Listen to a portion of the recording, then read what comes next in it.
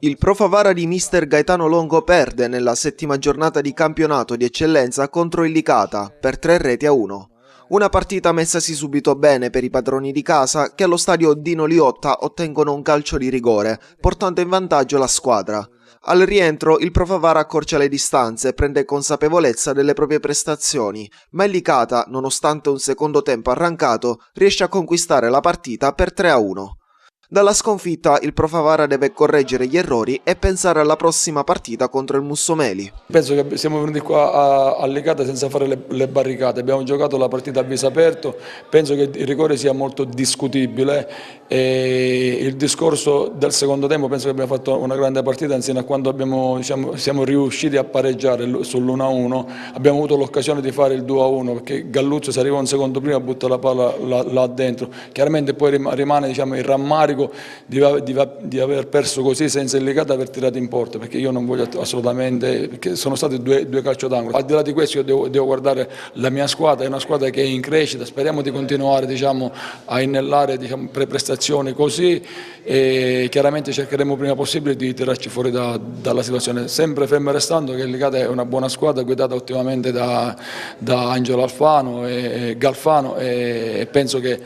alla lunga può centrare l'obiettivo. Io credo che il primo tempo è stato un buon primo tempo, dove abbiamo gestito la partita, giocavamo sempre noi, uscivamo da dietro, quindi abbiamo creato, abbiamo fatto gol, non abbiamo mai rischiato niente. Secondo tempo la squadra si è accontentata invece di andare a chiudere la partita e a turno sbagliavamo troppa sufficienza, sbagliavamo sempre in uscita, invece di giocare da dietro come siamo abituati. Non c'era più il coraggio di andare a prendere palla bassa per giocarla, rinviavamo sempre e non è cosa nostra e loro lo sanno, però questa squadra ha dimostrato ancora una volta di avere grande carattere perché non era facile a 10 minuti dalla fine recuperare la partita, la squadra non solo l'ha recuperata l'ha pure chiusa, quindi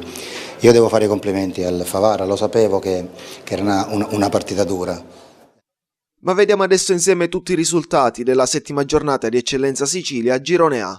Parmon Val Casteldaccia 2-1, Centro Universitario Sportivo Marsala 1-3, Dattilo Noir Monreale 3-1, Mazzara Canicattì 1-0, Castelbuono Camarat 2-2, Alba Alcamo Campofranco 1-0, Licata Pro Favara 3-1, Mussomeli Caccamo 1-2.